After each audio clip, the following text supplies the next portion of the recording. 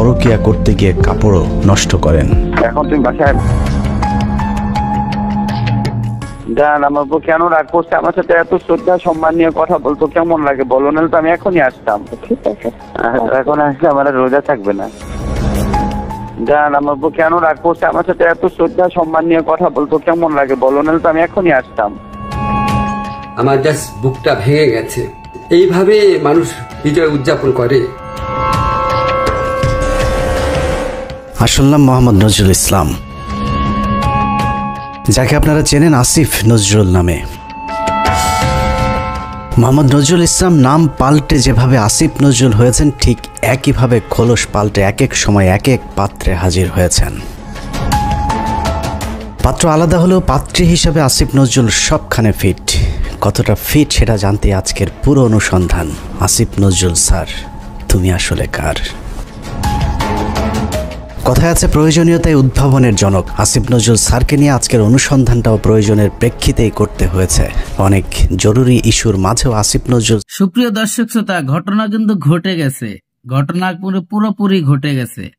আমাদের স্বরাষ্ট্র উপদেষ্টা আসিফ নজরুল স্যার, উনার কিন্তু প্যান খুলে যাচ্ছে এবং প্যান খুলে দিয়েছে সাংবাদিক ইলিয়াস হোসেন ভাই। এমন ভাবে তার কোমর ঢিলে করে দিছে, এখন বেল দিয়েও সে টাইট করতে পারতেছে না।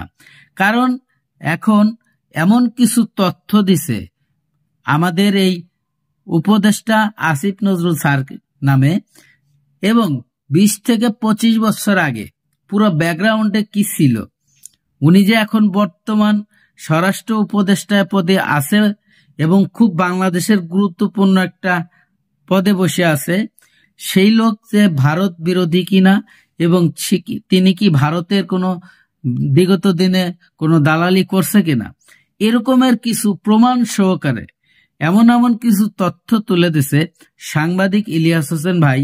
আপনারা এই তথ্যগুলো জানলে, ভিডিওগুলো দেখলে অবাক হয়ে যাবেন যে আমাদের দেশ বর্তমান কতটা ঝুঁকির মধ্যে রয়েছে। এ কথাই বলতেছে সাংবাদিক ইলিয়াস হোসেন ভাই।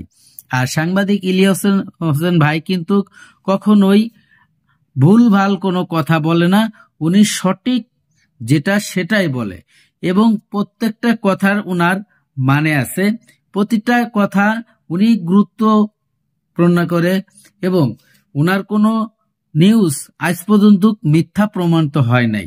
তো প্রিয় দর্শক, উনি যে এত সুন্দর সুন্দর তথ্য আমাদেরকে দিচ্ছে, এই দেশের জনগণের জন্য দিচ্ছে, যারা আপনারা বোঝেন যে আপনারা যেটা জানতাম না। যেমন আসিফ নজরুল স্যারের পুরো ব্যাকগ্রাউন্ড, 20 বছর আগে উনি কি ছিলেন, কোন দল করছে, উনি কোন কলেজে লেখাপড়া করছে, উনি কার সাথে কথা বলছে, এই ধরনের ঘটনা কিন্তু আমরা কখনোই ব্যাকগ্রাউন্ড জানি না।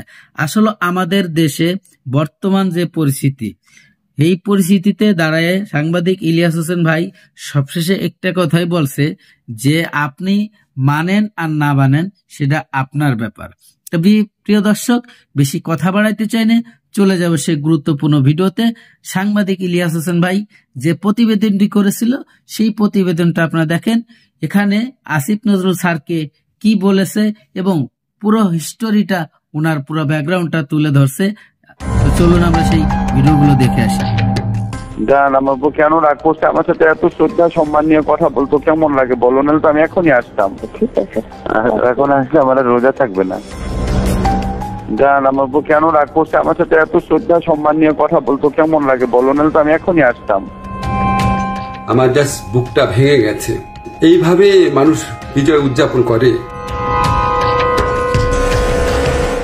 আসল নাম মোহাম্মদ নজরুল ইসলাম, যাকে আপনারা চেনেন আসিফ নজরুল নামে। মোহাম্মদ নজরুল ইসলাম নাম পাল্টে যেভাবে আসিফ নজরুল হয়েছেন, ঠিক একইভাবে খোলস পাল্টে এক এক সময় এক এক পাত্রে হাজির হয়েছেন। পাত্র আলাদা হলেও পাত্রী হিসাবে আসিফ নজরুল সবখানে ফিট। কতটা ফিট সেটা জানতে আজকের পুরো অনুসন্ধান। আসিফ নজরুল স্যার, তুমি আসলে কার? কথায় আছে প্রয়োজনীয়তাই উদ্ভাবনের জনক। আসিফ নজরুল স্যারকে নিয়ে আজকের অনুসন্ধানটাও প্রয়োজনের প্রেক্ষিতেই করতে হয়েছে। অনেক জরুরি ইস্যুর মাঝেও আসিফ নজরুল স্যারের ইস্যুটাকে প্রাধান্য দিতে হয়েছে, কারণ তার হাতে আমাদের ভবিষ্যৎ গড়ার দায়িত্ব দিয়েছি আমরা। ইতিহাস গড়ার পথে যাত্রা করা ট্রেনের চালক যদি ভুল পথে যাত্রা করে, তাহলে এই জাতি আর কখনোই গন্তব্যে পৌঁছতে পারবে না। আসিফ নজরুল ওরফে নজরুল ইসলামকে সামনে রেখে সুখের স্বপ্ন নিয়ে 18 কোটি যাত্রী যে ট্রেনে চেপে বসেছি, সেই ট্রেন ভবিষ্যতে কোন দিকে যাবে সেটা অনুমান করতে চালকের অতীত সম্পর্কে একটু জেনে আসা বাঞ্ছনীয়। আসিফ নজরুলের অতীত কেমন সেটা জানার আগে ভারতীয় গোয়েন্দা সংস্থা বাংলাদেশে কিভাবে তাদের অপতৎপরতা চালায় সেটা একটু বুঝে আসতে হবে। বাংলাদেশের রয়ের প্ল্যান অনুযায়ী মোট 3টি লেয়ার কাজ করে। প্ল্যান এ সরাসরি ভারতের পক্ষে ঘোষণা দিয়ে কাজ করা, যেটা গেল 15 বছর আওয়ামী লীগ এবং হিন্দুরা করেছেন। রাষ্ট্রীয় গুরুত্বপূর্ণ প্রতিষ্ঠানগুলোতে বড় বড় পদ পদবি নিয়ে এরা সরাসরি ভারতের এজেন্ডা বাস্তবায়ন করেছে বাংলাদেশে। এমনকি শেখ হাসিনা নিজে ঘোষণা দিয়ে ভারতের পক্ষে কাজ করার কথা স্বীকার করেছেন। আমরা ভারতকে যে দিয়েছি সেটা ভারত সারা জীবন মনে রাখবে। দ্বিতীয় লেয়ারে থাকা রয়ের সদস্যরা কাজ করে গোপনে। তারা সরাসরি ভারতের পক্ষে কথা না বললেও ভারতীয় দূতাবাসের সাথে তাদের সার্বক্ষণিক যোগাযোগ রেখে ভারতের প্রয়োজনে সবকিছু করে থাকে। তৃতীয় লেয়ারে থাকা রয়ের সদস্যরা সবচেয়ে ভয়ঙ্কর। এদেরকে সাধারণ দৃষ্টিতে দেখে মনে হবে প্রচণ্ড ভারত বিরোধী, কিন্তু গোয়েন্দাদের প্রথম 2টি লেয়ার যখন অকৃতকার্য হয়, তখন সবশেষ লেয়ারটি কৌশলে দাঁড়িয়ে যায়।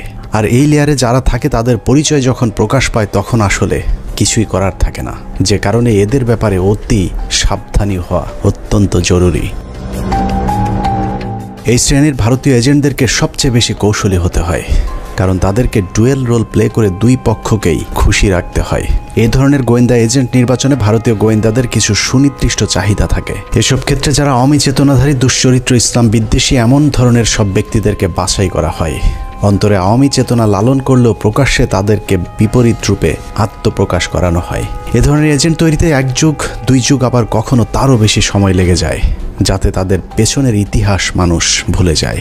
দেখতে কিছুটা নিষ্পাপ, শ্রুতিমধুর, বাকপটু গোছের এসব এজেন্টদেরকে দিয়ে কখনো কখনো সাধারণ ভারত বিরোধীদের চাইতেও কঠোর ভাষায় ভারতকে আক্রমণ করানো হয়, যা দেখে মনে হবে এরা প্রচণ্ড ভারত বিরোধী। আর এভাবেই তাদেরকে ভারত বিরোধী শিবিরে ধীরে ধীরে জনপ্রিয় করে তোলা হয়। এবং অত্যন্ত যৌক্তিক কারণে আজকে ভারতের বিরুদ্ধে আমাদের স্বাধীনতার ডাক দিতে হবে, ভারতের বিরুদ্ধে আমাদের সার্বভৌমত্বের ডাক দিতে হবে। আসিফ নজরুল ভারতের সেই দীর্ঘমেয়াদী প্ল্যান সি এর অংশ কিনা সেটা বুঝতে আমাদেরকে আরও 32 বছর পেছন থেকে শুরু করতে হবে। 19 জানুয়ারি 1992। 1975-এর 15 আগস্ট থেকে 1981 সাল পর্যন্ত 6 বছর ভারতীয় মগজ ধোলাইয়ের পর দেশে ফেরেন শেখ হাসিনা। শেখ হাসিনা দেশে ফেরার 15 দিনের মাথায় জিয়াউর রহমানকে হত্যা করে ভারত। জিয়াউর রহমান যেভাবে আন্তর্জাতিক মহলের কাছে জনপ্রিয় হয়ে উঠছিলেন, তাতে ভারতের মাথা ব্যথার কারণ হয়ে দাঁড়ায়, যে কারণেই তাকে হত্যা করে এরশাদকে ক্ষমতায় বসানো হয়। এদিকে প্রধানমন্ত্রী হিসেবে শেখ হাসিনাকে প্রস্তুতির কাজও চলতে থাকে। 1990 সালে এরশাদের পতনের পর ভারতের ইচ্ছে ছিল শেখ হাসিনাকে প্রধানমন্ত্রী বানানোর, কিন্তু 1991 সালে নির্বাচনে সবাইকে অবাক করে দিয়ে বাংলাদেশের মানুষ বেগম খালেদা জিয়াকে প্রধানমন্ত্রী নির্বাচিত করেন। 1991 সালে খালেদা জিয়া প্রধানমন্ত্রী হবার বছর না ঘুরতেই শুরু হয় ভারতের প্রথম চক্রান্ত। 1992 সালের শুরুতেই শুরু হয় দেশকে বিভাজনের মুখে ঠেলে দেওয়ার প্রথম ভারতীয় অভিযান। ভারতীয় চর জাহানারা ইমামকে সামনে রেখে প্রতিষ্ঠা করা হয় 71-এর ঘাতক দালাল নির্মূল কমিটি এঘাদানিক। শুরু হয় বিভাজনের রাজনীতি। শেখ মুজিবের সময়ে কথিত যুদ্ধাপরাধের মীমাংসিত একটি বিষয়কে সামনে এনে পুরো জাতিকে স্বাধীনতার পক্ষ আর বিপক্ষের 2 ভাগে ভাগ করে দেওয়া হয়। সার্বভৌম রাষ্ট্রের সংবিধানকে বৃদ্ধাঙ্গুলি দেখিয়ে তৈরি করা হয় কথিত গণ আদালত, এবং সেই আদালতে বিচারিক কার্যক্রম পরিচালনা করা হয়। রাষ্ট্রের বিচার ব্যবস্থাকে চ্যালেঞ্জ করার অপরাধে খালেদা জিয়া সরকার জাহানারা ইমাম সহ 24 জনের বিরুদ্ধে একটি রাষ্ট্রদ্রোহ মামলা করেন। নিশ্চয়ই ভাবছেন অনুসন্ধানের কোথা থেকে কোথায় যাচ্ছি। আসলে এত কিছু বলার কারণ, যাকে নিয়ে অনুসন্ধানের শুরু করেছে সেই আসিফ নজরুলের আসল পরিচয় খুঁজে বের করতেই এত কিছু বলা হচ্ছে। 1992 সালে খালেদা জিয়ার সরকার প্রথম ভারতের যে ষড়যন্ত্র রুখে দিয়েছিলেন, সেই ষড়যন্ত্রের উদ্যোক্তাদের মধ্যে অন্যতম ছিলেন জাহানারা ইমাম, শাহরিয়ার কবির, মুনতাসির মামুন এবং ভারতীয় গুপ্তচর আসিফ নজরুল। জাহানারা ইমামকে প্রধান আসামি করে খালেদা জিয়ার সরকার যে রাষ্ট্রদ্রোহ মামলাটি করেছিল, সেই মামলার অন্যতম একজন আসামি ছিলেন আমাদের আজকের আসিফ নজরুল ওরফে মোহাম্মদ নজরুল ইসলাম। এই আসিফ নজরুল এখন নাম করা কলাম লেখক, তাকে নিয়োগ করা হলো। আপনারা জেনে খুশি হবেন, আসিফ নজরুলের আদর্শিক গুরুর নাম জনাব শাহরিয়ার কবির। শাহরিয়ার কবির যখন সাপ্তাহিক বিচিত্রার সম্পাদক, আসিফ নজরুল ছিলেন তার প্রধান সেনাপতি। ভারতের এজেন্ডা বাস্তবায়নে ভারতের প্রধান সেনাপতির ভূমিকায় ছিলেন শাহরিয়ার কবির। শাহরিয়ার আসিফদের যৌথ প্রযোজনায় ভারতীয় মিশন বাস্তবায়নের কাজ যখন তুঙ্গে, তখন ভারতীয় ষড়যন্ত্রের বিষ দাঁত ভেঙে দিতে উল্কার মতো ছুটে আসে এক উজ্জ্বল নক্ষত্র। আমরা ভারতকে দেখিয়ে দেব ইনশাআল্লাহ, এই পৃথিবীতে বাংলাদেশের সবচাইতে বড় দুশ্মন ভারত। সবচাইতে বড় দুশ্মন কে? ফ্যামিলিয়নের বাঁশিওয়ালার মতো মাওলানা দেলোয়ার হোসেন সাইদি যখন আ ক খ করে সারা দেশের মানুষকে ভারতীয় ষড়যন্ত্রের ব্যাপারে ঐক্যবদ্ধ করছিলেন, তখনই পদে আগুন জ্বলে যায় আসিফ নজরুল আর তার আধ্যাত্মিক গুরু শাহরিয়ার কবিরের। আমি আল্লাহর নামে কসম করে বলছি, আল্লাহ তোমার জাতের কসম, তোমার ইজ্জতের কসম, তোমার সম্মানের কসম, 1971 সনের এক ফোঁটা পানি বা কাদা আমার গায়ে লাগে নাই, লাগে নাই, লাগে নাই।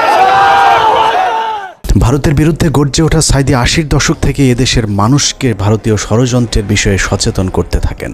গল্প, কেচ্ছা কাহিনীর পরিবর্তে কোরআনে বিদ্যমান রাজনৈতিক এবং অর্থনৈতিক তফসিরের মধ্য দিয়ে নতুন ধারার কোরআনের মাহফিলের যাত্রা শুরু করেন আল্লামা দেলোয়ার হোসেন সাইদি। বিড়ালের মতো 500 বছর বেঁচে থাকার কোনো লাভ নাই, সিংহের মতো 1 ঘন্টা বাঁচতে চাই। দলমত নির্বিশেষে সকলের কাছে সাইদি যখন সমানভাবে সমাদৃত হয়ে উঠতে থাকেন, তখন 1989 সালে আসিফ নজরুল প্রথম ব্যক্তি যিনি তার পত্রিকার পৃষ্ঠা জুড়ে এক মিথ্যা সংবাদ ছাপান, যার শিরোনাম দেয়া হয় সাইদি সমাচার, এক ধর্ম ব্যবসায়ীর উত্থান।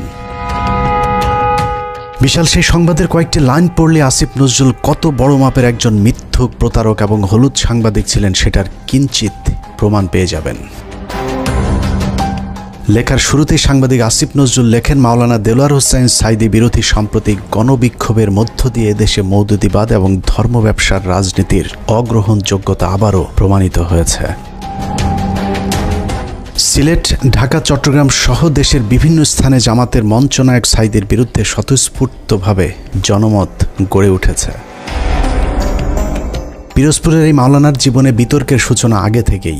শর্ষিনা মাদ্রাসায় 5ম ক্লাসের ছাত্র থাকাকালীন অবস্থায় জামাত রাজনীতি সংশ্লিষ্ট থাকার সন্দেহে তাকে মাদ্রাসা থেকে বের করে দেওয়া হয়। তারপর তিনি লেখেন, শর্ষিনা মাদ্রাসার পর তিনি খুলনা আলিয়া মাদ্রাসায় ভর্তি হন। সে মাদ্রাসা থেকে তিনি কামেল পাশ আদৌ করেছেন কিনা এ নিয়ে দেশের আলেম সমাজের প্রচুর সন্দেহ রয়েছে। দেশের শতাধিক আলেম এ বিষয়ে সত্যতা প্রমাণের জন্য সাইদির প্রতি একাধিকবার চ্যালেঞ্জ ছুড়ে দিলেও দেলোয়ার হোসেন সাইদি নাকি কখনোই সেই চ্যালেঞ্জ গ্রহণ করেননি। সাইদির ইসলাম শিক্ষার পরিপূর্ণতা নিয়ে প্রশ্ন থাকলেও তার কণ্ঠ চটলতা এবং শ্রোতা আকর্ষণ ক্ষমতা বরাবরই দ্বিধাহীনভাবে স্বীকৃত। বিভিন্ন টকশোতে ব্যক্তিগত আক্রমণ করার বিরুদ্ধে সবক দেয়া আসিফ নজরুল তার সেই লেখায় দেলোয়ার হোসেন সাইদিকে চরমভাবে ব্যক্তিগতভাবে আক্রমণ করেছিলেন। তিনি লিখেছেন, বিভিন্ন সূত্রের দেয়া তথ্য অনুযায়ী স্বাধীনতা যুদ্ধের আগেই কণ্ঠ সম্পদকে অবলম্বন করে সাইদি পিরোজপুরের গড়ের হাটে সুর করে আতর, তসবিহ, ধর্মীয় পুস্তক বিক্রি করে জীবিকা নির্বাহ করতেন। এরপর গুরুত্বপূর্ণ দুটি লাইন আছে, সেই লাইনগুলো আপনাদেরকে জানানোর আগে আসিফ নজরুল দেলোয়ার হোসেন সাইদিকে নিয়ে সম্প্রতি একটি বক্তব্য দিয়েছেন, সেটা দেখে আসা যাক। একমাত্র দেলোয়ার হোসেন সাইদি ছাড়া আমার জানা মতে আর কি বাকি সবারই আপনার যতটুকু আমি পড়াশোনা করেছি ইনভলভমেন্ট ছিল। হঠাৎ করে দেলোয়ার হোসেন সাইদিকে নির্দোষ দাবি করা আসিফ নজরুল 1986 সালে কি বলেছিল সেটা তার সেই লেখাতেই রয়েছে। আসিফ নজরুল প্রথম ব্যক্তি যিনি দেলোয়ার হোসেন সাইদিকে যুদ্ধাপরাধী হিসেবে অভিযুক্ত করেছিলেন। তিনি লিখেছেন, সাইদি স্বাধীনতা যুদ্ধের সময় পাক হানাদার বাহিনীর প্রত্যক্ষ সহযোগিতায় লিপ্ত ছিলেন।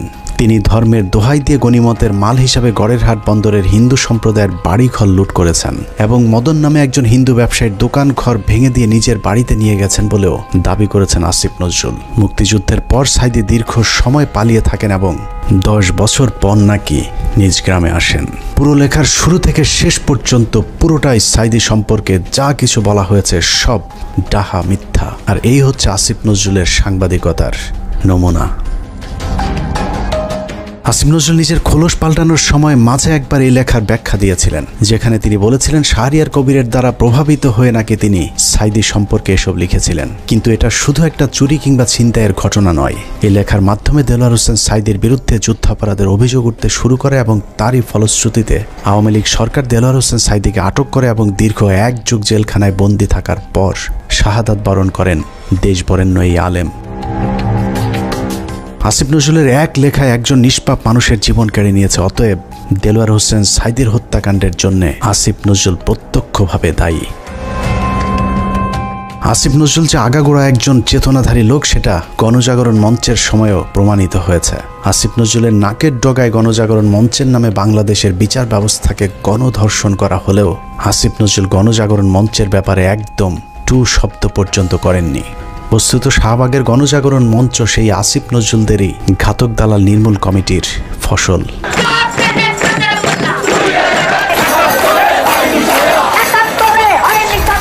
আসিফ নজরুলের কাঁধে দেয়া ভারতীয় ষড়যন্ত্রের প্রথম অ্যাসাইনমেন্ট শেষ হয়েছে। আসিফ নজরুল নিজেকে পাল্টে এখন ভারত বিরোধী আর আওয়ামী বিরোধী প্রমাণের চেষ্টা করে যাচ্ছেন। মাঝে হজ করে এসেছেন, রোজাও রাখেন, রোজার মাঝে পরকিয়া করতে গিয়ে কাপড়ও নষ্ট করেন। এখন তুমি বাসায় একা একা বসে আছো, কেউ যত্ন নিচ্ছে? যত্ন নেওয়ার কিছু না, আমি খালি শুয়ে ঘুমাচ্ছি, শুয়ে আছে। চলে আসো না কেন, দেখে যাও আমাকে। আমাকে দেখে যাও। আমিও তো চাই। জ্বর আক্রান্ত অবস্থায় পড়ে আছো এখন। আমি আসলে ইয়ে তো কেউ থাকে না কেন তোমার পাশে এখন? আসো, এসে দেখে যাও আমাকে। আসতে চাই। স্বপ্ন দেখতেছিলাম। জান, আমার বউ কেন রাগ করছে? আমার সাথে এত শ্রদ্ধা সম্মান নিয়ে কথা বলতো, কেমন লাগে বলো? না তো আমি এখনই আসতাম। চলে আসো, এখন তো আসবে না। তোমার গাড়ি নাই? না, গাড়ি নাই। তুমি আসো না, কেউ আসবে না। এখন বাসার মধ্যে একটু জানলেই লাগছে আসতে। আচ্ছা ঠিক আছে। এখন আসলে আমার রোজা থাকবে না। আরেকজনের বউয়ের জ্বরে সেবার হাত বাড়িয়ে দেওয়া সমাজ সেবক আসিফ নজরুল যে এখনো ভারতীয় জ্বর, চলুন তার আরও প্রমাণ দেখা যাক। রমনা বটমূল সারা দেশে সিরিজ বোমা হামলা, নারায়ণগঞ্জ গ্রেনেড হামলা থেকে শুরু করে বাংলাদেশে ভারতীয় গোয়েন্দা সংস্থার যে কটি বড় চক্রান্ত হয়েছে তার মধ্যে একটি 21শে আগস্ট গ্রেনেড হামলা। কতটা সূক্ষ্মভাবে 21শে আগস্টের ঘটনা ঘটিয়েছে তা নিয়ে আমাদের একটি অনুসন্ধান চলছে, যা কিছুদিনের মধ্যেই প্রকাশ করা হবে। সম্প্রতি 21শে আগস্টের মামলা থেকে তারেক রহমান সহ বিএনপির সব আসামিদেরকে অব্যাহতি দেওয়া হয়েছে। তার মানে বিএনপি এই ঘটনার সাথে জড়িত নয়। অথচ এই আসিফ নজরুলের স্বভাব সুলভ জোরালো ভঙ্গিতে বলেছিলেন 21শে আগস্ট গ্রেনেড হামলার জন্য দায়ী বিএনপি এবং ওই ঘটনাটি ধামাচাপা দেওয়ার জন্যও নাকি বিএনপি চেষ্টা করেছিল। বিএনপি কি এই হত্যার ঘটনা 21শে আগস্ট আক্রমণের ঘটনা ধামাচাপা দিতে চেয়েছে? অবশ্যই চেয়েছে। তারা জঘন্য রকম ভাবে ধামাচাপা দিতে চেয়েছে, হাস্যকর ভাবে ধামাচাপা দিতে চেয়েছে। এখন প্রশ্ন হলো আসিফ নজরুলের বক্তব্য কোনটা সঠিক? বিএনপি দোষী নাকি বিএনপি নির্দোষ? যদি এখন বিএনপির চাপে তারেক রহমানকে অব্যাহতি দিয়ে থাকে তাহলে তার পদত্যাগ করা উচিত। আর যদি আগের বক্তব্য মিথ্যা হয় তাহলে সেই মিথ্যা তিনি কার পরামর্শে বলেছিলেন সেই জবাব জনগণের সামনে দিতে হবে। আসলে আসিফ নজরুল আগে যা বলেছিলেন সেটাই তার আসল চরিত্র। এখন তিনি যা করছেন সেটা তার অভিনয়। উপরে উপরে নিজেকে আওয়ামী এবং ভারত বিরোধী প্রমাণের জন্য রক্ত গরম করার কথা বললেও আসিফ নজরুল আসলে একজন ভারতীয় জ্বর, এবং তিনি যা কিছু করেন সবকিছু ভারতীয় থিঙ্ক ট্যাঙ্ক, ডেইলি স্টার এবং প্রথম আলোর অফিস থেকেই করানো হয়। অনেকেরই মনে হতে পারে আসিফ নজরুল আগে খারাপ থাকলেও এখন ভালো হয়ে গিয়েছেন, কিন্তু চলুন দেখা যাক আসিফ নজরুল আসলেই ভালো হয়েছেন কিনা। আমার জাস্ট বুকটা ভেঙে গেছে। এইভাবে মানুষ বিজয় উদযাপন করে। আপনার পলিটিক্যাল অপোনেন্টের উপর আপনার রাগ থাকতে পারে, আপনার পুলিশের উপর রাগ থাকতে পারে, এই জন্য এইভাবেই নির্বিচার হামলা করা হবে। 5 তারিখ বিজয়ের পর আসিফ নজরুলের প্রথম ভিডিও বার্তা ছিল আওয়ামী লীগের প্রতি সমবেদনা জানিয়ে। আওয়ামী লীগকে বাঁচাতে তার কাকুতি দেখে মনে হয়েছে নিজ দলের নির্যাতিত মানুষের পক্ষে দাঁড়িয়েছেন আসিফ নজরুল। অথচ তার কয়েক ঘন্টা আগেও প্রায় 2000 মানুষকে নির্মমভাবে হত্যা করেছে এই আওয়ামী লীগেরই সন্ত্রাসীরা। একটা ঘটনা যেন আর না ঘটে। আমার প্রতি যদি আপনাদের বিন্দুমাত্র ভালোবাসা থাকে, যাদের ভালোবাসা থাকে, তারা এই কাজ করবেন না। আসিফ নজরুল সেই উপদেষ্টা যার কার্যালয় থেকে শেখ মুজিবের ছবি নামাতে সবচেয়ে বেশি সময় লেগেছে। আসিফ নজরুলের বাসায় প্রায় 2 মাস পালিয়েছিলেন সামন্তলাল সেন। যিনি জ্বালাও পোড়াও নাটকের মূল হোতা। আসিফ নজরুল তার চাচা শ্বশুর জাফর ইকবালকে আটক না করে দেশ থেকে পালিয়ে যেতে সুযোগ করে দিয়েছেন, অথচ 5 তারিখের এক সপ্তাহ আগে যিনি আন্দোলনকারী ছাত্রদেরকে পাকিস্তানি রাজাকার বলে সরকারকে ছাত্র হত্যায় উস্কে দিয়েছিলেন। আসিফ নজরুল খুনের মামলার আসামি আনোয়ার হোসেন মঞ্জুকে পুলিশ আটক করার 1 ঘন্টার মাথায় ছেড়ে দিতে বাধ্য করেছিলেন। এই ঘটনায় আসিফ নজরুল তার এক সাংবাদিক বন্ধুর মাধ্যমে 5 কোটি টাকা নগদ ঘুষ নিয়েছিলেন। ঘটনাটি তদন্ত করলেই বেরিয়ে আসবে আসিফ নজরুলের তদবিরে আনোয়ার হোসেন মঞ্জু ছাড়া পেয়েছিলেন কিনা। অথচ মঞ্জুর ইত্তেফাক পত্রিকা গেল 15 বছর হাসিনার দালালি করেছে এবং আন্দোলনের সরাসরি ছাত্রদের বিরুদ্ধে অবস্থান নিয়েছিল ইত্তেফাক পত্রিকা। আসিফ নজরুল সেই উপদেষ্টা যার ইশারায় সাবের হোসেন চৌধুরী সহ একের পর এক আওয়ামী লীগের হত্যা মামলার আসামিরা জামিনে ছাড়া পাচ্ছেন। সূত্র জানিয়েছে প্রতিটি জামিনে আসিফ নজরুল মোটা অঙ্কের টাকা নিচ্ছেন। সব শেষ ঝিনাইদহের বিচারক জামিন দিতে না চাইলে তাকে ছুটিতে পাঠানোর ভয় দেখিয়ে ঝিনাইদহের আওয়ামী লীগের সাবেক এমপিকে জামিন দিতে বাধ্য করেন আসিফ নজরুল। ঝিনাইদহে নাশকতা ও হত্যা মামলায় গ্রেপ্তার আওয়ামী লীগের সাবেক 2 সংসদ সদস্যকে অন্তর্বর্তীকালীন জামিন দিয়েছে আদালত। আসিফ নজরুলের চাপে বিভিন্ন থানায় মামলা নিতে গড়িমসি করছে পুলিশ, কারণ আসিফ নজরুল গণহারে আসামিদের বিরুদ্ধে মামলা না দেওয়ার জন্য আওয়ামী লীগের পক্ষে দাঁড়িয়েছিলেন।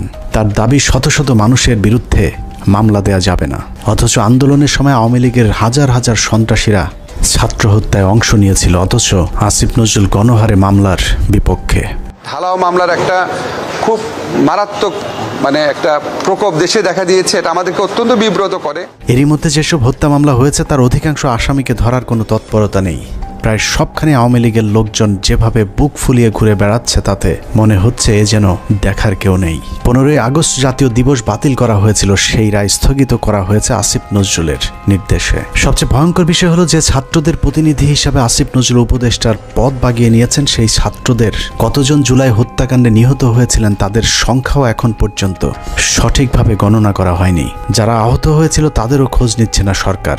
উন্নত চিকিৎসার অভাবে আহত অনেকে মৃত্যুর দিকে এগিয়ে যাচ্ছে, অথচ আগস্টেই বলা হয়েছিল তাদেরকে উন্নত চিকিৎসার জন্য বিদেশে পাঠানো হবে। বাস্তবে এখন পর্যন্ত একজনকেও বিদেশে পাঠানো হয়নি উন্নত চিকিৎসার জন্য।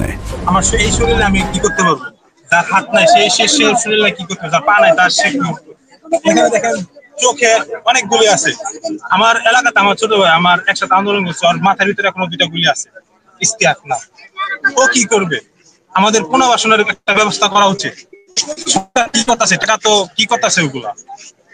আমরা কি উন্নয়নের, আমরা কি আর কি দেশ সংস্কারের অংশ না? এদেরকে এইভাবে অমূল্য, এদেরকে টিস্যু হিসাবে এখন ফেলে দেওয়া হয়েছে। টিস্যু, এরা এখন টিস্যু। আমিও আন্দোলনে ছিলাম, হয়তো আল্লাহ আমার শরীর সুস্থ রাখছে, আমি আল্লাহর কাছে লাখো শুকরিয়া করি।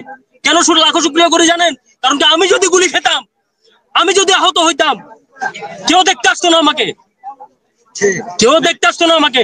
আজকে এদের প্রত্যেককে আজকে এখানে দাঁড়ায় তাদেরকে আন্দোলন করতে হচ্ছে। কেন তারা আন্দোলন কেন করবে? বিডিআর হত্যাকাণ্ডের মূল রহস্য উদ্ঘাটনে একটি কমিশন গঠন করার কথা থাকলেও সেটা এখনো পর্যন্ত করা হচ্ছে না। জানা যায় আসিফ নজরুলের প্রভাবে আটকে আছে বিডিআর হত্যাকাণ্ডের তদন্ত কমিটি গঠন। আমি major Mohammad Zahidi Ahsan Habib, retired, BDR হত্যাকাণ্ডের একজন প্রত্যক্ষদর্শী। বহুদিন আগে থেকে শুনে আসছি বিডিআর হত্যাকাণ্ডের পুনর্বিচার শুরু হবে, কিন্তু আজ পর্যন্ত কোনো অগ্রগতি দেখতে পাইনি। এই পিলখানা হত্যাকাণ্ড, যে পিলখানা হত্যাকাণ্ডের সাথে সরাসরি আওয়ামী সরকার বা ভারতীয়রা জড়িত ছিল, সেই পিলখানা হত্যাকাণ্ডের বিচারের কোনো অগ্রগতি এখনো নাই।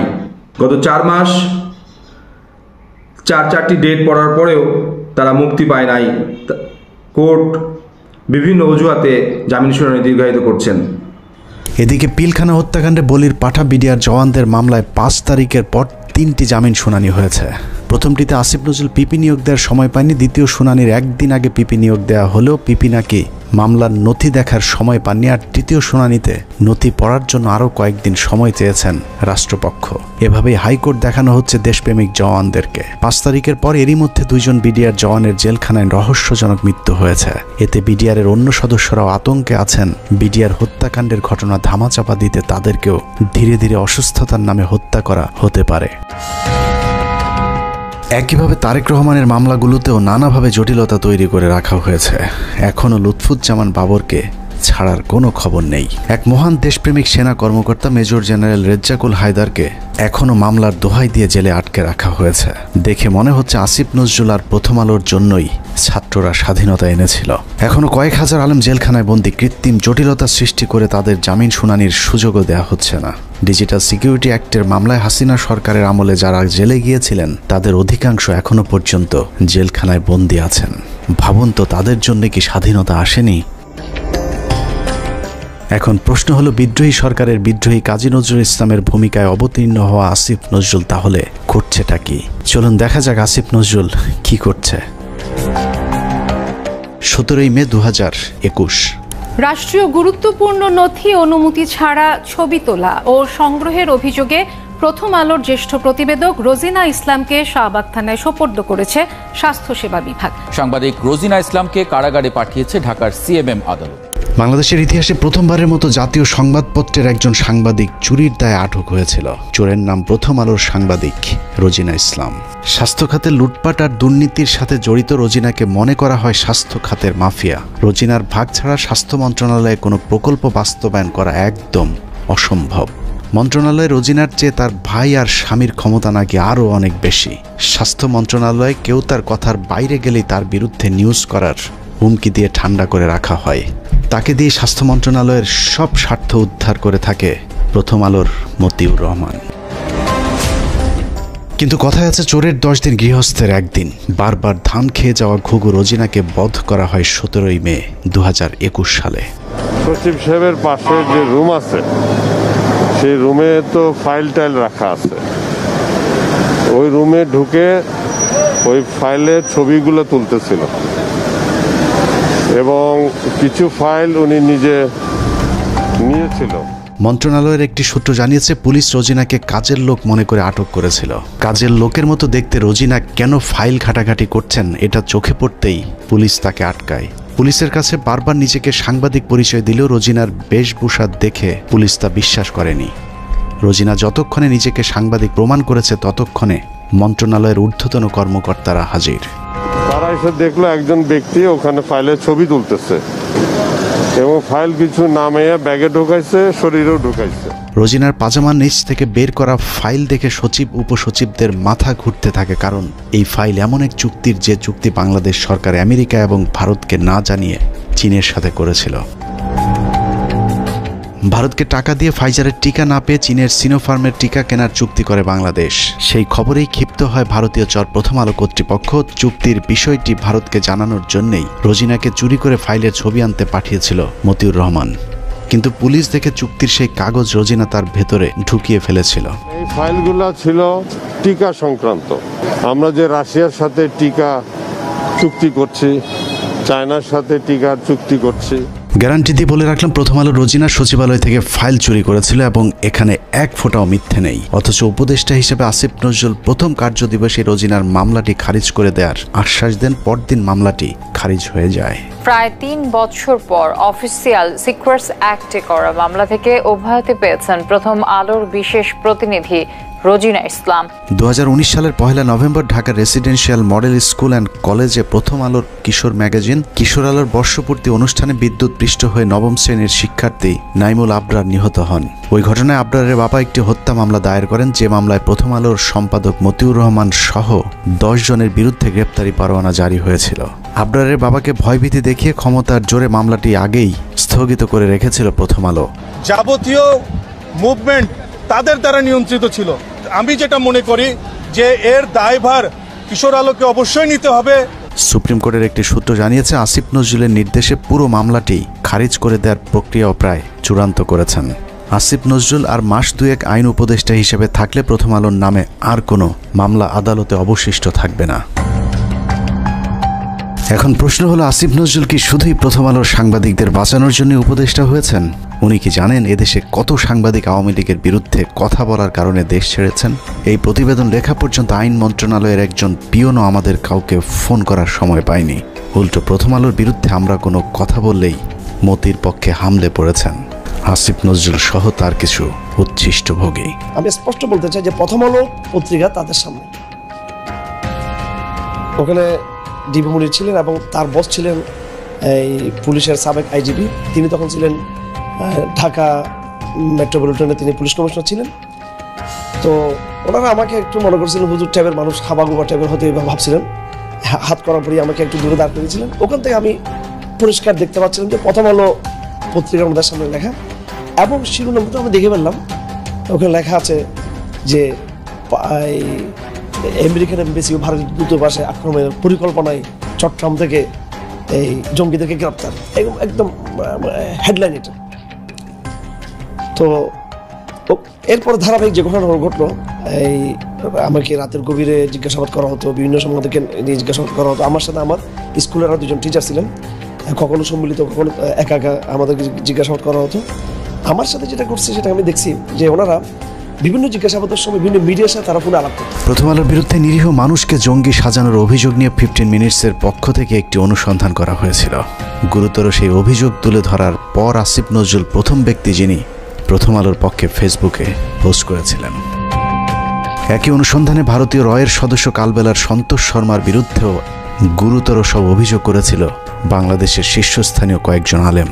সেই ঘটনাকে কেন্দ্র করে ভুক্তভোগীরা কালবেলা কার্যালয়ে অভিযোগ দিতে চাইলে আসিফ নজরুল তথ্য মন্ত্রণালয়কে চাপ দিয়ে বিক্ষোভকারীদের বিরুদ্ধে একটি বিজ্ঞপ্তি দেন।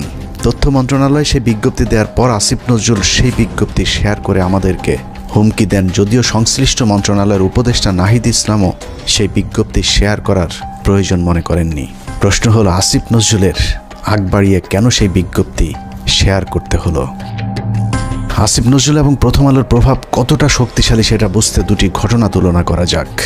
ডক্টর মোহাম্মদ ইউনূসের সরকার গঠনের পর ব্রিগেডিয়ার জেনারেল এম সাখাওয়াত সরকারের মুখপাত্রের ভূমিকায় ছিলেন। এটা অনেক বড় পার্টি এবং I have lot of respect for Awami League. বঙ্গবন্ধুর স্বপ্ন ছিল নষ্ট করবেন না, এটা আপনার নষ্ট করার কোনো অধিকার নাই। পার্টিকে রিঅর্গানাইজ করেন, একটা পলিটিক্যাল পার্টির মতো যেভাবে থাকে, ইলেকশন আসলে ইলেকশন কন্টেস্ট করবেন। আওয়ামী লীগের পক্ষে সাখাওয়াতের এক বক্তব্যে মন্ত্রণালয়ে ছাড়তে হয়েছে প্রভাবশালী এই উপদেষ্টাকে। এবার চলুন প্রথম আলো আর আসিফ নজরুল কত শক্তিশালী সেটা দেখা যাক। 5টা মিনিটের লেগে তুই খালি একটু আয়া পর, তোরে মাইরা আমি ঘুমামু ভাই, আমার ঘুম হয় না, তোরে মাইরা ঘুমামু, তুই একটু আয় ভাই, তুই নিশুনে না তোর মায়ে ঘুমায়, তোর মায়ে। নাটক চলচ্চিত্রের মাধ্যমে পরকীয়া সমকামিতা থেকে শুরু করে ইসলাম বিদ্বেষ, সমাজ ধ্বংসের অন্যতম মাস্টার মাইন্ড মোস্তফা সরোয়ার ফারুকী। মোস্তফা সরোয়ার ফারুকী সংস্কৃতি উপদেষ্টা হিসেবে শপথ নেয়ার পর দেশের শতভাগ মানুষ তীব্র প্রতিবাদ জানিয়েছিল। তারপরেও ফারুকীকে সরানো যায়নি, কারণ আসিফ নজরুল এবং প্রথম আলোর যুগ্ম সম্পাদক আনিসুলের অনেক পুরাতন নারী সাপ্লায়ার মোস্তফা সরোয়ার ফারুকী। আসিফ নজরুল দাবি করেছেন তিনি ফারুকীর উপদেষ্টা হবার বিষয়ে কিছুই জানেন না, কিন্তু আমাদের হাতে আসা তথ্য বলছে আসিফ নজরুল ফারুকীর অনেক পুরাতন বন্ধু। প্রায় এক যুগ আগে ফারুকী এবং তিশার বিয়েতে হাতে গোনা যে কজন মানুষ দাওয়াত পেয়েছিলেন, আসিফ নজরুল সেই ভাগ্যবানদের মধ্যে একজন। মোস্তফা সরোয়ার ফারুকীর মন্ত্রণালয়টিও আসিফ নজরুলের নিজে ছেড়ে দেয় মন্ত্রণালয়। এবার প্রশ্ন আসতে পারে, ফারুকীর সাথে আসিফ নজরুলের সম্পর্ক আছে ঠিক আছে, কিন্তু প্রথম আলোর সাথে ফারুকীর সম্পর্কটা আসলে কি? এটাই আজকের অনুসন্ধানের সবচেয়ে গুরুত্বপূর্ণ বিষয়। আসিফ নজরুলের মতো হানি ট্র্যাপে পড়ে যারা প্রথম আলোর হয়ে কাজ করতে বাধ্য হন, তাদের জন্য প্রথম আলোর সবচেয়ে বড় ফাঁদ হচ্ছে মেরিল প্রথম আলো, এবং সেই সাথে সম্প্রতি যোগ হয়েছে চরকি নামে আরেকটি প্রথম আলোর ওটিটি প্ল্যাটফর্ম। চরকি নামক ওটিটির চক্করে ফেলে বিভিন্ন নায়িকার মডেলদের ক্যারিয়ার গড়ে দেওয়ার লোভ দেখে আসিফ নজরুলদের মতো খদ্দের সংগ্রহ করে প্রথম আলো। নায়িকা মডেলদের সাথে বিশেষ মুহূর্তের ভিডিও ধারণ করে আজীবনের জন্য জিম্মি করা হয় রাষ্ট্রের বিভিন্ন গুরুত্বপূর্ণ পদে থাকা ব্যক্তিদেরকে। এই ফাঁদ তৈরিতে সবচেয়ে গুরুত্বপূর্ণ ভূমিকা পালন করে রেদওয়ান রনি আর মোস্তফা সরোয়ার ফারুকী, যার আড়ালে থেকে সব কলকাঠি নাড়েন প্রথম আলোর সাংবাদিক আনিসুল হক। মোস্তফা সরোয়ার ফারুকীর মতো একজন লম্পট কিভাবে উপদেষ্টা হলেন সে বিষয়ে সিদ্দিকুর রহমানকে প্রশ্ন করা হয়েছিল। প্রশ্ন করতে অভিনেতা সিদ্দিকুর রহমান বলেন, সবই ভারতের খেলা। রিহাবে আছিল ফারুকী, এটা তো জানি আমি, যখন রিহাবে ছিল তো অহংকার খাইনিও জানি আমি। এটা ইউনিভার্সাল ট্রুথ। সালারা দেখি যে মানুষটাকে 90% মিডিয়ার মানুষ তাদের বিরোধী, 10% তার পক্ষের লোক পাওয়া যাবে কিনা সন্দেহ। সেই মানুষটা আমি পুরো অবাক হয়ে গেলাম। সরে তার বানাইছে প্রথম আলো, এটা তো প্রথম আলো, বেসিক্যালি প্রথম আলো, বুঝছি, ডেইলি স্টার প্রথম আলো। উইকিপিডিয়ার তথ্য অনুযায়ী ট্রান্সকম গ্রুপের মালিকানাধীন মিডিয়া স্টার লিমিটেডের অধীনে প্রথম আলোর মাধ্যমে পরিচালিত চরকি নামক প্রতিষ্ঠানটির প্রধান পরিচালনা কর্মকর্তা রেদওয়ান রনি। আর চরকিতে সবচেয়ে বেশি কন্টেন্টের যোগানদাতা মোস্তফা সরওয়ার, ফারুকী। নারী খেকো আনিসুল, ফারুকী আর রনি 3 মাফিয়ার হাতে জিম্মি হয়ে আছে বাংলাদেশের মিডিয়া জগৎ। প্রথম আলো চক্রের ফাঁদে পা দিয়ে অনেক অভিনেত্রী অন্ধকার জগতে জড়িয়েছে, আবার যারা তাদের ফাঁদে পা দিতে রাজি হয়নি তাদেরও ক্যারিয়ার ধ্বংস হয়ে গিয়েছে। তো আজকাল তো দেখা যাচ্ছে শেখ হাসিনার তারাইয়া যেই জিনিসটা হয়েছে সেখানে সেই উপদেষ্টারা মানে উচ্ছিষ্ট করছে দেশটাকে। যেমন ফারুকির জন্য যখন এই ডক্টর ইউনূস বাইরে গেল, রাস্তাঘাট ভাইঙ্গা মানে শেখ হাসিনার মতে তার বয়দায় করতে চাইছে, সে নির্লজ্জভাবে নতুন উপদেষ্টাদের সাথে শপথ নিয়ে চাকরি করা শুরু করলো, একদিনও চাকরি মিস করেন নাই। এই ফারুকি তো একটা সময় দেখতাম গাঞ্জা ছাড়া কিছু খায় না, হ্যাঁ। তারপরে তার একটু উন্নত হইলো অপিকরিমরে চাইরা, তার আগে বন্যার সাথে ছিল, তার আগে যে গান গায় যে কালী মহিলাটা ভুলে গেছে নামটা, ভুলে গেছে। তারপরে সে এতটাই অমঙ্গলজনক ছিল যে তার ভাই ব্রাদাররা যে প্রথম 4 জন তো জীবন এরা জীবন, আমরা যখন শুটিং করতেছি আশুতোষ জনের বাইনোকুলার, তিন্নিকে ওরা যৌন হয়রানি এবং তাকে শারীরিকভাবে মানসিকভাবে এতটাই ভারাক্রান্ত করছিল। আমরা মামুন আমাকে বলছে যে আশুতোষ শুটিংটা বন্ধ করে দিই, এবং একাধারে তো আমি তো গাঁজা খেতে দেখছি, পরবর্তীতে শুনলাম তিনি ফারুকি রিহ্যাব করে আসছে। এটা আমার কথা না, এটা একদম আপনারা যারা ভীষণভাবে ওনার সাথে সম্পৃক্ত সিদ্দিক তো এখনও বলতেছে যাচ্ছা গেল। এই ফারুকির কর্মকাণ্ড শুনবেন। আমি রাজীব নামে ওদের তখন ফার্স্ট 69-এর সময় একটা এডি খারাপ একটা কথা বলছে, আমি বললাম যে এই কথাটা তোমার মুখে মানায় না, তুমি কেন বললে যে এখান থেকে শিখছে। আমি উদাহরণস্বরূপ ওইখানকার এডি দিনে বললাম তোজু এইটা ওইটা। ফারুকি এতটাই মানে তখন গান্ধা তোটে ভুলে গেছে সবই, দরজা আটকাইয়া সব এডিগুলো রেখে আমাকে মাঝখানে এমন অপমান করলো, তোজু এরকম এরকম সেরকম। আমি না হতভম্ব হয়ে গেলাম। ওর এইটুকু মাথা ছিল না তখন, নন ম্যাট্রিক বা ম্যাট্রিক হইলে যা হয়, পড়াশোনার তো মানে গদ বাধা কিছু নেই। পোটেনশিয়াল কি দিছে, 3 সাম 4 সাম, তারপরে মানে যা তা আর কি। আবার আমারটা সময় পরকিয়া, এখন আমার প্রেমের কথা বলতে পারে, বলতেই পারে। তো আগে বলবো আপনারা উচ্ছিষ্ট করেন না দেশটাকে। ফারুকি আমি মেনে নিলাম, অনেক শিল্পী তোমাকে বাধাই দিয়েছে। এভাবে প্রথম আলো কেন্দ্রিক এক সিন্ডিকেট গড়ে উঠেছে মিডিয়া পল্লীতে, যাদেরকে সুবিধা দিতে আসিফ নজরুলের মাধ্যমে ফারুকিকে উপদেষ্টা বানিয়েছে প্রথম আলো। যে কারণে হানি ট্র্যাপের শিকার আসিফ নজরুল সারা জীবন গণতন্ত্রের পক্ষে কথা বলেও গোটা দেশের মানুষের মতামতকে উপেক্ষা করে ফারুকিকে উপদেষ্টা করে রাখতে বাধ্য হন। বর্তমান সরকারের প্রথম আলো চক্রের আরেক গুরুত্বপূর্ণ সদস্য প্রধান উপদেষ্টার প্রেস সেক্রেটারি শফিকুল আলম। 5 আগস্টের আগে কখনো শফিকুলের নাম কেউ শুনেছেন কিনা তার সন্দেহ আছে। তারপরেও 15 বছর হাসিনার বিরুদ্ধে চুপ থাকা শফিকুল হঠাৎ করেই রং পাল্টে হয়ে গেলেন বিদ্রোহী সাংবাদিক। ডক্টর মোহাম্মদ ইউনূসের ভারত বিরোধী পলিসির কারণে শফিকুল আলম এখন ভারতের বিরুদ্ধে কথা না বললেও তিনি সরকারের ভেতরে বসেই ভারতের এজেন্ডা বাস্তবায়ন করছেন। 5 আগস্টের 4 দিন পর 9 তারিখে বাংলাদেশে হিন্দু নির্যাতনের মিথ্যে অভিযোগ তুলে শাহবাগে হিন্দুদের যে সমাবেশ হয়েছিল, সেই সংবাদ এএফপিতে প্রচার করে তিনি প্রথম বাংলাদেশে হিন্দু নির্যাতনের বিষয়টি আন্তর্জাতিক স্বীকৃতি দিয়েছিলেন, যে বিষয়টি তিনি ফেসবুকে পোস্ট করেছেন। এছাড়া রাহুল আনন্দের বাড়িতেও আন্দোলনকারীরাই নাকি অগ্নি সংযোগ করেছে এমন মিথ্যা গুজবও তিনি তার ফেসবুকে ছড়িয়েছিলেন। ডক্টর ইউনূসের আদেশ মান্য করতে ইদানিং শফিকুল হিন্দুদের উপর নির্যাতনের বিষয়টি অস্বীকার করলেও প্রেস সেক্রেটারি হবার আগ পর্যন্ত তিনি হিন্দু নির্যাতনের মিথ্যা গুজব তার ফেসবুকে প্রচার করেছেন, যা এখনও তার ফেসবুক ওয়ালে গেলে পাওয়া যায়। শফিকুলের আসল পরিচয় জানতে তার কিছু পুরাতন ফেসবুক পোস্ট দেখলেই চলবে। 2020 সালে শেখ মুজিবের ব্যবহৃত জিনিসের প্রদর্শনীতে গিয়ে মুজিবের পছন্দের কালো কোট পরে ছবি পোস্ট করেছিলেন শফিক। অতীতে আওয়ামী প্রীতি এবং ইসলাম বিদ্বেষী এরকম অনেক পোস্ট রয়েছে শফিকুলের ফেসবুকে। 5 তারিখের পরেও অভ্যাসজনিত কারণে নিজের মুজিব প্রেম এবং ইসলাম বিদ্বেষী চিন্তার বহিঃপ্রকাশ ঘটছে তার বিভিন্ন লেখনীতে। 5 তারিখ শেখ মুজিবের মূর্তি ভাঙার ভিডিও শেয়ার করে শেখ মুজিবকে ইন্ডিপেন্ডেন্ট হিরো আখ্যা দিয়েছিলেন কথিত আওয়ামী বিরোধী সাংবাদিক শফিকুল আলম। আগস্টের 9 তারিখে শেখ মুজিবের নামের পরিবর্তে হযরত ইব্রাহিম আলাইহিস সালামের নামে এক্সপ্রেসওয়ের নাম পরিবর্তনে বেজায় কষ্ট পেয়েছিলেন শফিকুল আলম। শফিক লিখেছিলেন, শেখ মুজিবের নামের পরিবর্তে ইব্রাহিম আলাইহিস সালামের নাম দেওয়াটা একটা ফাজলামো। যারা মুজিবের নামের জায়গায় ইব্রাহিম আলাইহিস সালামের নাম চেয়েছেন তাদের বিচারের দাবি করে শফিকুল আলম লিখেছিলেন, যদি নাম পরিবর্তন করতেই হয় তাহলে ইব্রাহিমের নামের পরিবর্তে যোগেন্দ্রনাথ মণ্ডলের নাম দেয়া হোক। 15 বছর শেখ হাসিনা লুটপাটের উদ্দেশ্যে করা কোনো প্রকল্প নিয়ে শফিকের এত খারাপ লাগেনি যতটা মডেল মসজিদ করাতে লেগেছে। বিটিভির টকশোতে গিয়ে শফিক ক্ষোভ জানিয়ে বলেছেন, মডেল মসজিদ কেন বানাতে হবে? এই যে সরকারি ব্যয় আমার এত 560টা মসজিদ কেন করতে হবে? আমাদের মসজিদের কি অভাব পড়ছিল? বিএনপির ব্যাপারেও চরম বিদ্রোহী শফিকুল আলম। 5 তারিখের পর বিএনপি 3 মাসের মধ্যে নির্বাচন চাইলে শফিকুল বলেছিলেন, বিএনপি হাসিনাকে ক্ষমতা থেকে নামায়নি, অতএব বিএনপির কথা মতো তত্ত্বাবধায়ক সরকার তাদের মেয়াদ নির্ধারণ করবে না। সবকিছুর পর এখানেও প্রশ্ন আসতে পারে, প্রথম আলোর সাথে শফিকুল আলমের সম্পর্কটা কি? শফিকুল আলম সবশেষ এএফপির বাংলাদেশ ব্যুরো চিফ হিসাবে কাজ করেছেন। প্রধান উপদেষ্টার প্রেস সচিব হওয়ার আগে তার জায়গায় তিনি প্রথম আলোর জঙ্গি বিষয়ক বিশেষ সাংবাদিক সাবিহা আলমকে বসিয়ে এসেছেন। যেই সাবিহার বিরুদ্ধে 15 মিনিটসের অনুসন্ধানে দেখানো হয়েছিল কিভাবে তিনি মেজর জিয়াউল হকের বাবাকে হুমকি দিয়ে মিথ্যে জবানবন্দি নিয়েছিলেন।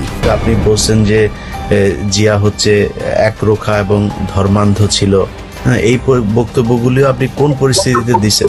তখন যে পরিস্থিতি ছিল ওই পরিস্থিতির শিকার হয়ে আমি এটা বলতে পারি। এটা না হলে আপনাদের মানে অত্যাচার হয়ে যেত। আমিও তো হয়তো আয়না করে থাকতেন। উনি বললো যে আমি সাংবাদিক ও আই রিপোর্ট এগেইনস্ট সামথিং, মানে উনি নাকি উনি বিশেষ সাংবাদিক বললে যে জানেন আপনারা কিন্তু ক্ষতি হতে পারে, দেখো আমি একটু চেক করতেছি, বুঝলেন? মানে যদি আমি মানে ওনার পক্ষে আনসার না করবি আমারও তো আয়না করে মানে কিডন্যাপ করে ফেলি। প্রথম আলোর মতিউরের আরেক বন্ধু টিআইবির নির্বাহী পরিচালক ইফতেখারুজ্জামান, তাকে বসানো হয়েছে দুদক সংস্কার কমিশনের চেয়ারম্যানের পদে। 75 বছর বয়সী ইফতেখারুজ্জামান এক স্বৈর শাসক হিসেবে নিজের পদ আঁকড়ে বসে আছেন টিআইবিতে, যেখানে তার নিজের বিরুদ্ধে অভিযোগ রয়েছে টিআইবির রিপোর্ট জালিয়াতির। যেহেতু সরকারের সাথে ডক্টর ইফতেখারুজ্জামান বা টিআইবির যে নির্বাহী পরিচালক, ওনার সাথে কিন্তু সরকারের উচ্চ পর্যায়ে একটা ধর্মমরম বা যোগাযোগ আছে। বিশেষ করে তখনকার প্রধানমন্ত্রী খুব প্রভাবশালী উপদেষ্টা জনাব এসপি ইমাম ও ঘর রিজভী বলা যায় উনি খুব স্নেহভাজন ছিলেন। এখন অনেকটা বলা যায় এই সম্পর্কের কারণে আওয়ামী লীগ সরকার বা শেখ হাসিনার সরকার যাতে করে কোনো প্রকার ব্যয়কায়দা না পড়ে এবং টিআইবিও যেন ঝুঁকিতে না পড়ে বা শেখ হাসিনার বিরাট ভাজন না হয়, তখন উনি যে কাজটা করেছেন এই রিপোর্টটাকে তামাদি করে দিয়েছেন।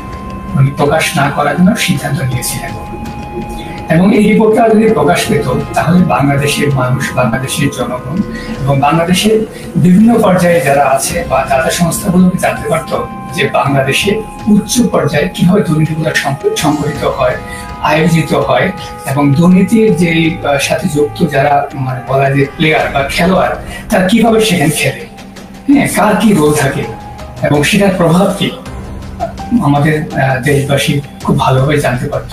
টিআইবির সাবেক কর্মকর্তা রেজাউল করিমের করা কয়েকটি রিপোর্ট সহ বিগত আওয়ামী সরকারের বিরুদ্ধে করা গুরুত্বপূর্ণ কয়েকটি রিপোর্ট গায়েব করে দিয়েছিলেন ইফতেখারুজ্জামান।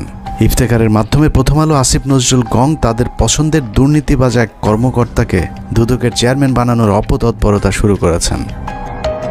ইফতেখারুজ্জামানের নেতৃত্বে সংস্কার কমিশনের নামে কালক্ষেপণ করে দুর্নীতিবাজদের সম্পত্তি বিক্রি এবং হস্তান্তরের সুযোগ করে দেওয়া হয়েছে, অথচ অত্যন্ত সৎ এবং নীতিবান হিসেবে পরিচিত সাবেক বিচারক মোতাহার হোসেনের নাম প্রস্তাব করা হলেও আসিফ নজরুল সেটা আটকে রেখেছেন, কারণ মোতাহার হোসেনকে তিনি তারেক রহমানের ঘনিষ্ঠজন মনে করেন।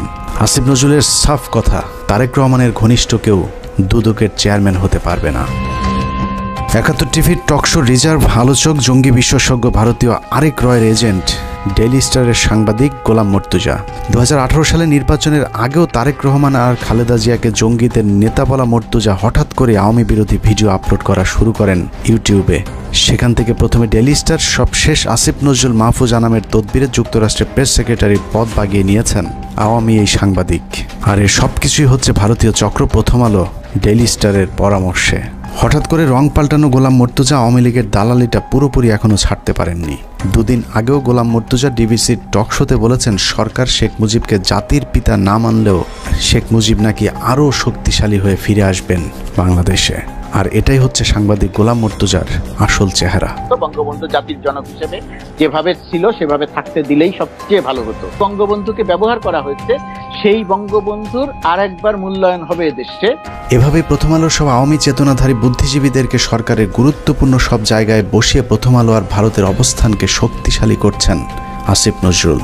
আসিফ নজরুল যে মন থেকেই সবকিছু করছেন তা নয়, অনেক কিছু সে না চাইলেও করতে হচ্ছে, কারণ আসিফ নজরুল অনেক আগে থেকেই তার আলু আরেকজনের ক্ষেতে বর্গা দিয়ে রেখেছেন।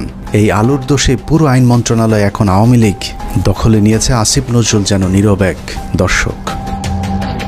বিষয়টা একদমই হাস্যকর নয়। আপনি কি জানেন আসিফ নজরুলের ব্যক্তিগত সহকারীকে?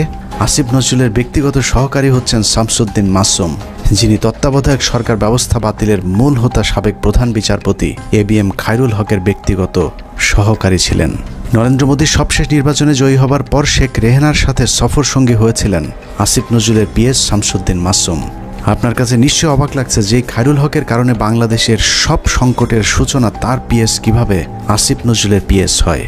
শুধু PS নয়, আইন মন্ত্রণালয়ের সব কলকাঠি নাড়ছেন শামসুদ্দিন মাসুম। আসিফ নজরুলকে ভাঙিয়ে মাসুম এরই মধ্যে শুরু করেছেন ব্যাপক চাঁদাবাজি।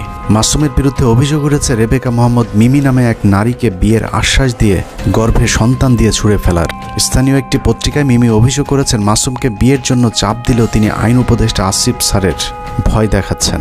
মিথ্যে মামলা দিয়ে মিমিকে জেলে ঢুকানোর হুমকিও দিচ্ছেন আসিফ নজরুলের ব্যক্তিগত সহকারী শামসুদ্দিন মাসুম। মাসুম যাই করুক, আসিফ নজরুলের আসলে কিছু করার নেই, কারণ তিনি মাসুমের কাছে জিম্মি। আসিফ নজরুল কেন মাসুমের কাছে জিম্মি সেটা বের করতে পারলেই আজকের পুরো অনুসন্ধানের মূল রহস্য বেরিয়ে আসবে। শামসুদ্দিন মাসুম আসিফ নজরুলের ঘনিষ্ঠ হবার আগে আইন মন্ত্রণালয়ের আরেক কর্মকর্তা উম্মে সরাবন তহুরাকে আসিফ নজরুলের কাছে পাঠিয়েছিলেন, কিন্তু উম্মে তহুরা যে শামসুদ্দিন মাসুমের বেড পার্টনার সেটা আসিফ নজরুল একেবারেই জানতেন না। যতদিনে জেনেছেন ততদিনে আসিফ নজরুলের গোপন ভিডিও তহুরার হাতে। সেই ভিডিওর ভয় দেখিয়ে আসিফ নজরুলের PS এর চেয়ারে বসানো হয়েছে শামসুদ্দিন মাসুমকে। আইন মন্ত্রণালয়ে আসিফ নজরুলের চেয়ার বড় হলেও ক্ষমতায় মাসুম আর তহুরা সবার চেয়ে উপরে, আর তাদেরকে দিয়ে প্রথম আলো আওয়ামীপন্থী কর্মকর্তাদেরকে গুরুত্বপূর্ণ সব পদে বসিয়ে যাচ্ছেন।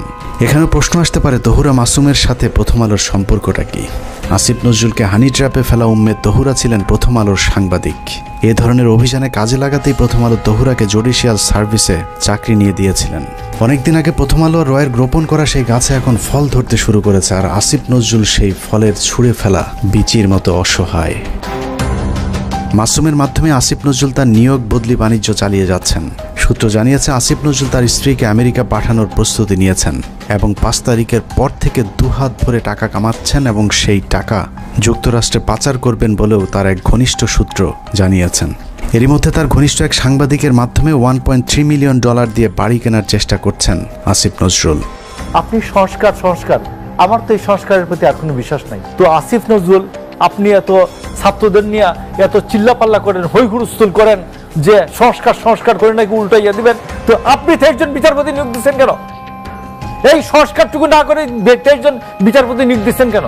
এভাবেই চলছে আসিফ নজরুলের সংস্কার। একদিকে ভারতীয় গোয়েন্দাদের শাখা অফিস ডেইলি স্টার প্রথম আলোর এজেন্টদেরকে বিভিন্ন জায়গায় বসানো হচ্ছে, অন্যদিকে আওয়ামী লীগকে বাঁচানোর সব চেষ্টা চালিয়ে যাচ্ছেন আসিফ নজরুল। মাঝখানে যে স্বপ্ন নিয়ে মানুষ জীবন দিল তাদের সেই স্বপ্ন অঙ্কুরেই বিনষ্ট হবার পথে। তারপরেও আমাদের দেশের কিছু মানুষ স্বপ্ন দেখে আসিফ নজরুলের হাত ধরে এই দেশ সিঙ্গাপুর হবে। তাদের সাথে আমিও একটু স্বপ্ন দেখতে চাই, আর সেই স্বপ্ন বাস্তবায়ন করতে হলে বাস্তবেও কিছু একটা হতে হবে। কিন্তু আসলেই কি বাস্তবে কিছুই হচ্ছে? আসিফ নজরুল সারা জীবন প্রবাসীদের জন্য মায়া কান্না করে আসলেও কার্যত প্রবাসীদের জন্য কোনো পদক্ষেপ নেওয়া হয়নি, অথচ সেই মন্ত্রণালয়টি এখন তার অধীনেই। এখনও সৌদি, মালয়েশিয়া, সিঙ্গাপুর সহ মধ্যপ্রাচ্যে যেতে আগের মতোই বাড়তি টাকা গুনতে হয়। এখনও কেউ মারা গেলে তাদের লাশ আনার টাকাটাও ওই পরিবারগুলোর জন্য বোঝা হয়ে দাঁড়ায়। সারা বছর ভারতের বিরুদ্ধে কথা বলে বিডিআর হত্যাকাণ্ড ধামাচাপা দেওয়ার চেষ্টা করছে আসিফ নজরুল। বিডিআর জওয়ানদের ছাড়ার কোনো ব্যবস্থা নেই। আওয়ামী বিচারকেরা এখনও পর্যন্ত তাদের বিচার কার্য চালিয়ে যাচ্ছেন। আওয়ামী লীগ আমলে জেলে যাওয়া রাজনৈতিক বন্দীরা এখনও জেলে পচে মরছেন, অথচ আসিফ নজরুলের কোনো ভ্রুক্ষেপ নেই। তারেক রহমানের বিরুদ্ধে মামলাগুলোর ক্ষেত্রে আইনের দোহাই দিয়ে আটকে রাখা হয়েছে। মাহমুদুর রহমানের মতো বিপ্লবীকে আইনের দোহাই দিয়ে জেলে ঢোকানো হয়েছে। কথায় কথায় আইন শেখানো আসিফ নজরুলকে উত্তর দিতে হবে কোন আইনে শেখ হাসিনাকে ক্ষমতা থেকে সরানো হয়েছে। আসিফ নজরুল উপদেষ্টাই বা হয়েছেন সংবিধানের কোন ধারায়? পুলিশ ধরার পর 3 হত্যা মামলার আসামি মুন্নি শাহ কোন আইনে ছাড়া পেলেন? রাতের আধারে আনোয়ার হোসেন মঞ্জুর কাছ থেকে 5 কোটি টাকা নিয়ে তারপর তাকে ছাড়তে বাধ্য করা সংবিধানের কত নম্বর অনুচ্ছেদে বর্ণিত আছে? আইন উপদেষ্টার চাচা শ্বশুর হলেই কি হত্যা মামলার ওয়ারেন্টের আসামিকে বিদেশে পাঠিয়ে দেওয়া যায়? তাহলে জাফর ইকবালকে আসিফ নজরুল কোন আইনে পালিয়ে যেতে সাহায্য করেছেন? সারা দেশে হত্যা মামলার আসামিরা নির্দ্বিধায় কোন আইনের বলে ঘুরে বেড়াচ্ছেন? বাংলাদেশের সংবিধানের কোন ধারায় তাদেরকে বাঁচানো হচ্ছে? পরিস্থিতি দেখে মনে হচ্ছে প্রথম আলোর তত্ত্বাবধানে সরকারের একটি অংশ আওয়ামী লীগকে বাঁচানোর আপ্রাণ চেষ্টা চালিয়ে যাচ্ছে। এত কিছুর পরও বিএনপি জামায়াতের এক শ্রেণীর নেতারা প্রথম আলো ডেইলি স্টারকে বাঁচাতে তাদের পাশে গিয়ে দাঁড়িয়েছে। অথচ 15 বছরে বাংলাদেশকে জঙ্গি রাষ্ট্র বানানোর কারিগর এই প্রথম আলো। শুধু বাংলাদেশ নয়, খালেদা জিয়া এবং তারেক রহমানকে জঙ্গিদের নেতা হিসাবে সারা পৃথিবীর কাছে তুলে ধরেছে এই প্রথম আলো ডেইলি স্টার। 2024 সালে বলে রাখলাম, প্রথম আলোকে ভারতমুক্ত করতে না পারলে এদেশকে আবারও ভুগতে হবে। সমস্যা হলো যেদিন বুঝবেন সেদিন আর কিছুই করার থাকবে না। ভারত আর আওয়ামী লীগ যদি আরেকবার সুযোগ পায় তাহলে এই দেশকে আর কখনোই স্বাধীনতার সূর্য দেখতে দেওয়া হবে না। কে কোন দল করে জানি না, শুধু এতটুকুই বলবো, প্রথম আলোর পক্ষে যে কথা বলবে সেই ভারতীয় দালাল। অতএব প্রথম আলো আর স্বাধীনতা একসাথে বাংলাদেশের মানচিত্রে থাকতে পারে না। এটা কোনো পত্রিকা নয়, এটা ভারতীয় গোয়েন্দা সংস্থার বাংলাদেশি একটি শাখা। আমরা কোনো পত্রিকা বন্ধ চাই না, কিন্তু প্রথম আলোর বিরুদ্ধে যে মানুষ হত্যার ভয়াবহ অভিযোগ উঠেছে তার বিচার যতদিন না হবে ততদিন তাদের বিরুদ্ধে আমাদের যুদ্ধ চলবে। তাদের পাশে যে দাঁড়াবে তাকেই শত্রু হিসেবে চিহ্নিত করা হবে। আল্লাহ হাফেজ।